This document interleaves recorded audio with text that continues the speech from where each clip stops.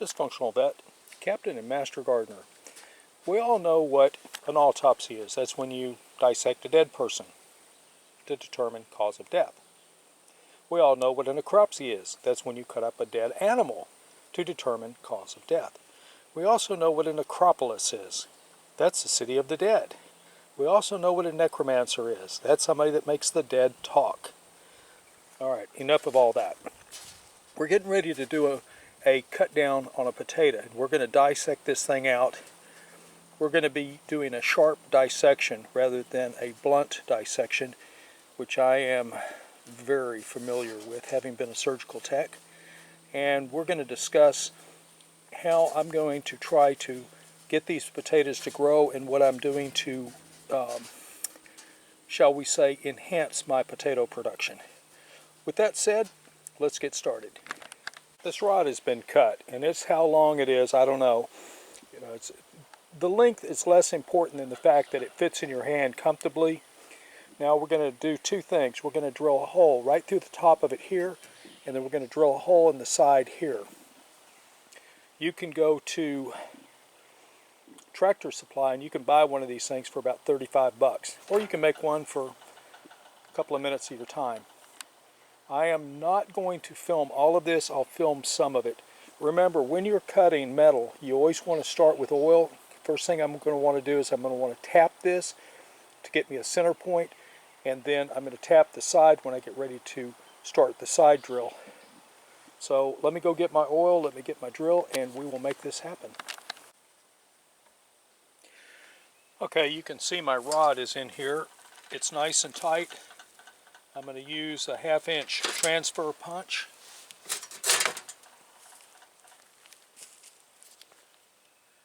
To get this started. I have my divot. Put my transfer punch back so I don't lose it. By the way, this is my demolition hammer. I drilled a hole in it, and this is what you screw up into the ceiling to hang the floating ceiling on. And these work good. You just hang this on a nail somewhere, and it gets it out of the way, and it's quick and easy to grab. Might be something you want to do.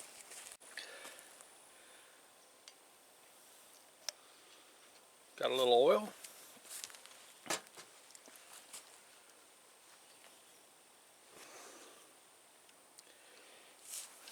We're going to start the hole with a 1/8 inch.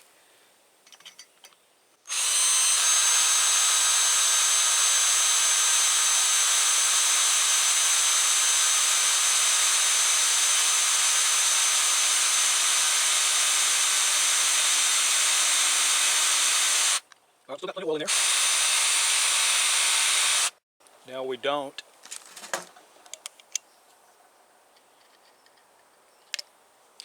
The oil both cools and lubricates the cutting blade.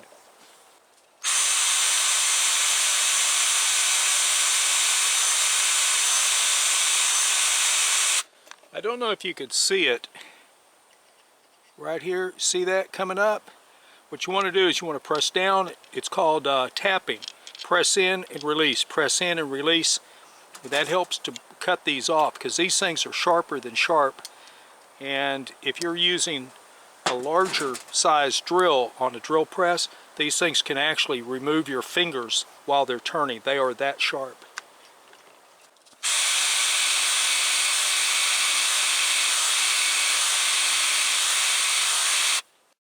I'm going to put a little oil on the drill.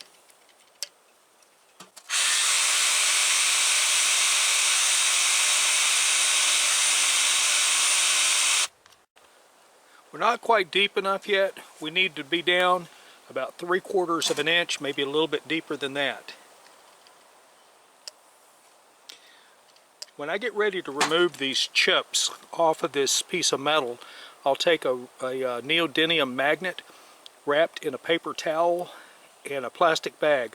Paper towel on the outside, plastic bag on the inside, neodymium magnet inside the plastic. I'll wipe all this off using the magnet. Then I'll wad up the paper towel and remove the plastic bag and the paper towel at the same time and discard the paper towel. That way I have all these little pieces picked up. I cleaned the oil off of this off camera so that I could work with it a little easier, a little less messy. I'm now going to use a transfer punch to put my divot in here to drill straight through this thing. I'm about 1/2 inch from the end. Give it a tap. Got my divot. Put this back before I lose it, like I lose everything else. And now we will start putting oil on this and drilling through it.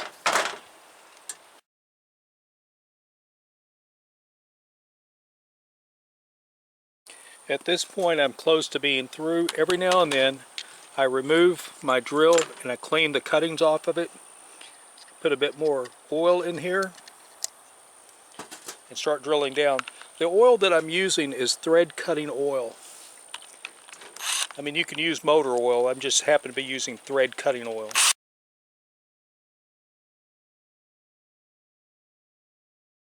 Actually, what I'm going to do is I'm just going to go ahead and put this back in, and I'm going to put the larger drill into it, and then once I have this drilled, then I'll put the other one into place and I'll drill that one out larger.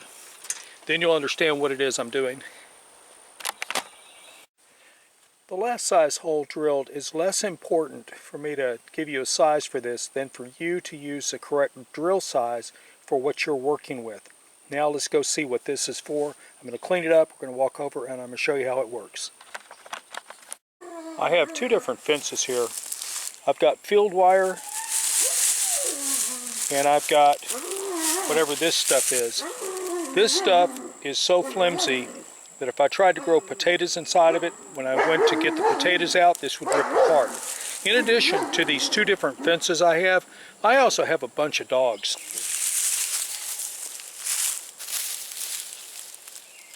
Did y'all stop barking when I said dogs? Okay, life is back to normal. A moment ago, you saw me drilling these holes. The importance of these holes, trying to get the camera where I can make sure that I'm photographing. See this piece right here sticking out? I can put this, wrong end, I can put this onto here, like so. If I can get it in the hole, I can. There we go. I can put it on like this, and now I can very easily bend this into a hook. But before I do that, I'm going to roll off what I need. I'm going to get the bolt cutters. Then I'm going to come back and make hooks down the length of this so I can hook this together by just putting this in here and bending it. Now you're asking, why do I have this? Occasionally, you're asking why I have this. Occasionally, you're going to need, for whatever reason, to have a way to bend this from the side. This is what I use, get it into the camera. This is what I use when I'm putting fence on T-post. Because you have those clips, you can bend them very quickly. Now the one I use on the T-post is a 1/4 inch rod, but this one is a little bigger because this is heavier gauge wire than those clips are. So I wanted something a little bit bigger just to make it last longer. When I say last longer, I'm talking about on my hands, the gripping, you know, because you're going to be using a lot of force. Normally, typically, using one of these tools, you can have a fence linked up using those clips in a matter of minutes. And anyway, it's a handy little item. I do not know who invented it, or I would tell you. There was a company in New Mexico that exclusively sold these things, and the ones you get at Tractor Supply have linkage in them, and I don't know that that's a good idea, because when you're working someplace tight, I'm not sure you want that linkage. I don't know, because I've never been in a tight spot while working on a fence. Just my thoughts. Alright, we've cut our wire, and now what we're going to do is we're going to bend these outward. Slide them on. I cut this one too short, but what we're going to do is we're going to bend these back into a fish hook.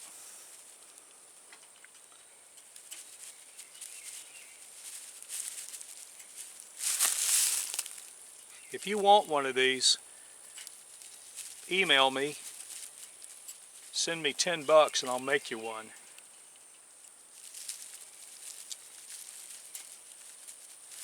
And if the demand is large, the price will probably be the same.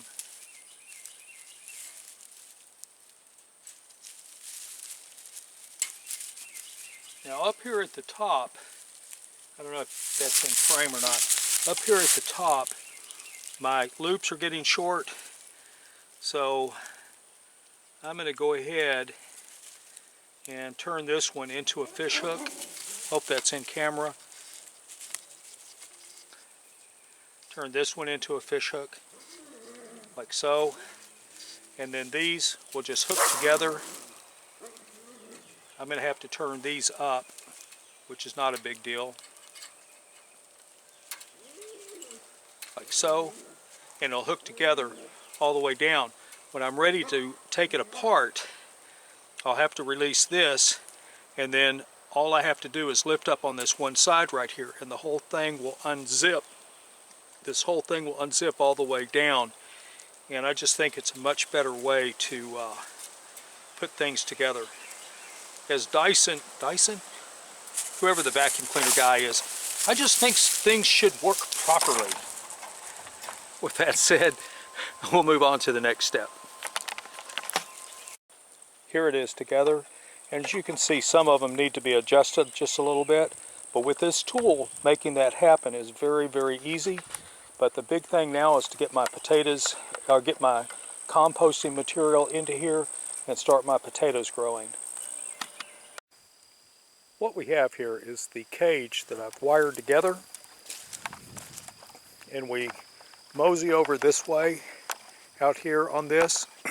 This is as far as I can get the wheelbarrow because the ground's too soft. And right over there where you see those white flowers, that is where I'm about to grab the straw. Now this straw is left over, it's an old hay bale that broke apart and was abandoned. It's been sitting there long enough to completely compost down, and it's going to be rich. We're going to be digging up dirt out of this area that you see where I've tilled it up, and we're going to start building the potato tower, and I'm going to show you how I do that. As soon as we start the potato tower, we're also going to go back and we're going to do the Savage C-section of those potatoes and get them ready to plant in our tower. With the start to this straw, I'm now going to start layering inside the cage. I'll be alternating between this compost mixed with soil that I'm going to dig up right out here, since this has been tilled and I can dig it up without having to cut through a lot of roots. And this is how I'm going to build my tower. So let's get started. We're going to put down a layer of straw.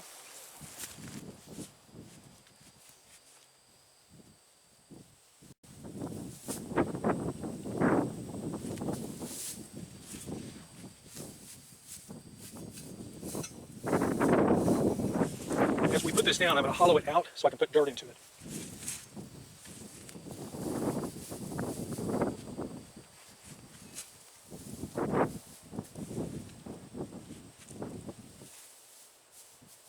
All right, now I've got to grab the shovel, a bucket with some compost, and we'll start filling it up. I have a pretty tight little work area. I've got my chips that I'm going to be putting in. They're in the plastic bag. I've got the compost that's inside the bucket of the tractor. I've got my cow manure right there. I've got my straw in the wheelbarrow so I can get out there and get more as I need it. What I will be doing now is I'll be layering the chips, the compost, and the manure as I build a grass ring to the outside of this fence. And this is going to be kind of a slow process. In order to keep from knocking the grass down, I'm going to get one of my buckets, a silver pan, which I'll be using to put the dirt in there. I'm also about to go grab a hammer, and I'm going to put a support so this thing cannot fall over because it's on a little bit of an uneven bit of soil. Okay, I've got some compost. Now we're going to add some chips, and then we're going to add some cow manure. We're adding really composted compost. This has been composting for several years.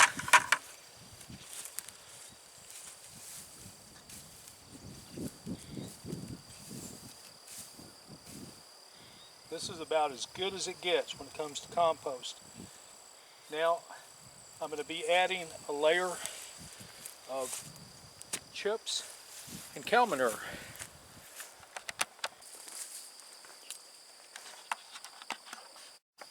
Okay, I have my cow manure. I'm about to go get my chips, and I'm going to go get more of this compost. It looks more like topsoil.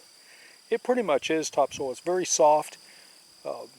This stuff has been, I'm going to call it fermenting. It's been rotting away for a minimum of 5 years and probably closer to 8. So let's go get the topsoil. I'm going to use the tractor for that. It'll be easier to bring it over. We don't need too much of the cow manure. We just need some spreading. And I'm going to go get the topsoil and the chips. The chips are the white stuff that you see inside here. That white stuff is from the making of the saddle rack when I was planing the supports.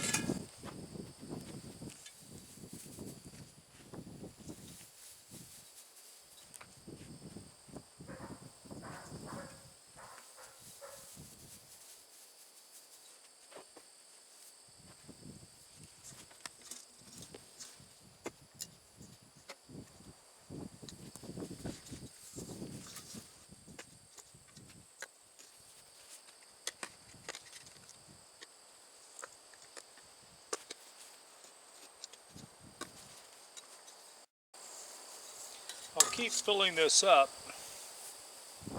spreading it out, putting the chips like I did, big healthy dose of them in here, spreading them out, a semi-decent layer, cow manure,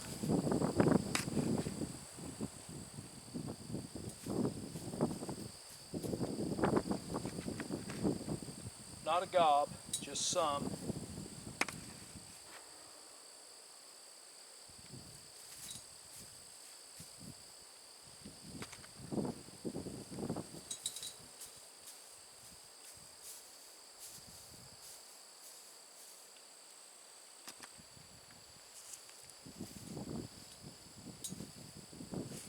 More dirt and more straw, and we'll go all the way up to the top. I'm not going to film that. You kind of get an idea of what I'm doing.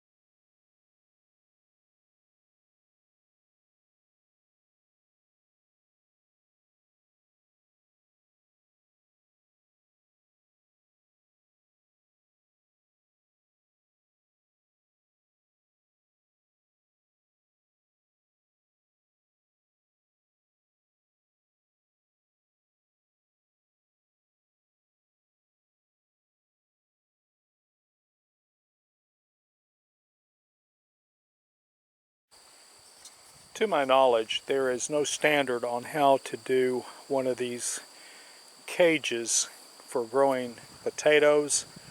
I've got 2 to 3 inches of very dead hay. This hay is at least 3 years old, maybe older. And I have dirt in there mixed with cow manure, these chips from the sweet gum. When I say dirt, I'm talking compost. And I have many layers in there.